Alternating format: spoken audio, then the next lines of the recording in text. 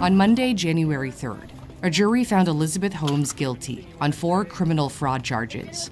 They concluded she intentionally lied to investors to raise heaps of money for her startup. Theranos promised to revolutionize the healthcare industry. It claimed it could detect a wide range of diseases with just a few drops of blood. But it was all a lie, and Holmes knew it, according to the jury. Yet she continued to tout the technology, even convincing the likes of Oracle founder Larry Ellison and media magnate Rupert Murdoch to invest in Theranos. At one point, Theranos was valued at $9 billion. This is the story of how she managed to pull it off and how it all fell apart. Before Elizabeth Holmes headed off to Stanford to study chemical engineering, her parents gave her a copy of Marcus Aurelius's Meditations, in which the Roman emperor argued, "We each have a purpose." For many years, she fooled people into thinking she was indeed living a purposeful life. She dropped out of Stanford when she was 19 to build a device that she claimed could perform hundreds of medical tests, everything from cholesterol levels to cancer, with a few drops of blood from a finger prick. She sold the dream of making the world a better place by helping people diagnose diseases without the need to get their blood drawn. She always appealed to ethos. To me, nothing matters more than what people go through when someone they love is found out to be really, really sick. And she frequently cited the death of a beloved uncle to skin cancer as the reason her faster, cheaper, and painless tests would make blood testing a routine habit. Who could resist such a story from a woman who many compared to the late Apple CEO? Not only because they both had a penchant for wearing black turtlenecks. It's reasonable to compare you, I usually don't do this, to Steve Jobs and what he did for computing. I regard you as a visionary, next generation person. Is this the kind of ridiculous pressure that nobody needs? You know, Steve Jobs was, I don't think there is another Steve Jobs. He was a phenomenal entrepreneur. We've got an incredible opportunity to try to uphold a legacy in Silicon Valley of changing the world. And disrupting the world. We're working 24/7 to do it. Well, I understand that's exactly how you work. That's Elizabeth Holmes. She's the Theranos founder and CEO. Everyone bought what she was selling. It certainly helped that Holmes had a star-studded board to back her up, including former Secretary of States Henry Kissinger and George Shultz, former Secretary of Defense William Perry, retired Marine Corps 4-star General James Mattis, former head of the CDC William Fauci, and former Majority Leader of the U.S. Senate Bill Frist.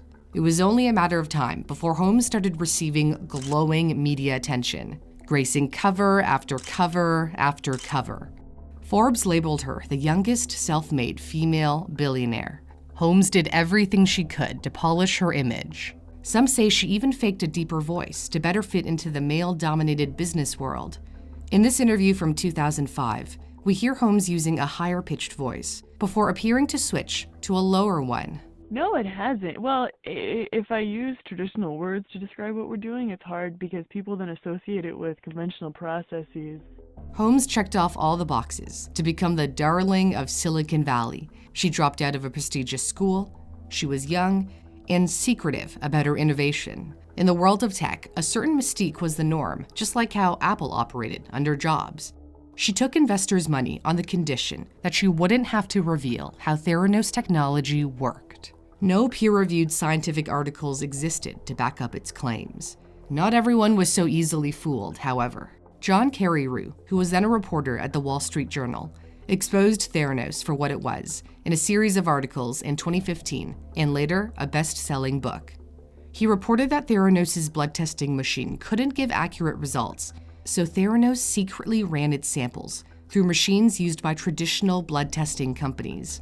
Everything Holmes did was strategic, down to the name of her company's testing device.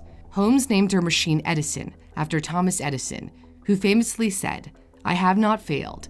I've just found 10,000 ways that won't work."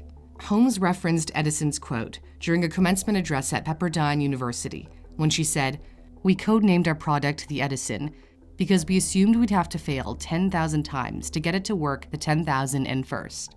And we did. Except they didn't." Walgreens reportedly brought Theranos tech into its pharmacies without even testing the technology. The first patient to testify against Elizabeth Holmes was Brittany Gould, who took a Theranos test at a Walgreens, which revealed she was miscarrying. It would have been her 4th miscarriage. To be safe, she decided to take tests at a different clinic that confirmed she was still, in fact, pregnant. She eventually gave birth to a healthy baby girl. During the trial, Holmes' lawyers argued that it wasn't she who was deceiving the public, but that she was herself deceived. She claimed Theranos' COO, Sunny Bilwani, whom she had been dating, had manipulated her. But prosecutors didn't buy it. Prosecutor Jeff Shank said in his closing arguments, "She chose to be dishonest with investors and patients. That choice was not only callous, it was criminal." The jury agreed, finding her guilty on 4 of 11 charges of fraud. She faces up to 20 years in prison. There is another company that you can get behind, and that brings me to the sponsor of my video, Masterworks. Masterworks lets you invest in multi-million-dollar artworks by artists such as Banksy, Warhol, and Basquiat by buying shares in their paintings, just like you'd buy shares in, say, Apple. When Masterworks sells the art, or you sell your shares on their secondary market, the returns can be enormous. Masterworks returned 32% to investors when they sold Banksy's Mona Lisa in 2020. The future of the art market is bright, to say the very least. The art market is valued at $1.7 trillion, and Deloitte estimates that it could grow another $900 billion by 2026. Contemporary art outpaced the S&P in total returns by 174% between 1995 to 2020, according to publicly available data. And with the way the stock market has been reacting lately, why not diversify your portfolio with one of the most stable assets around? If you want to take advantage and invest in some fine art, there's usually a wait list. However, you can skip that wait list and immediately start investing by clicking my custom link in the description. Thanks for watching. For NewsThink, I'm Cindy Palm.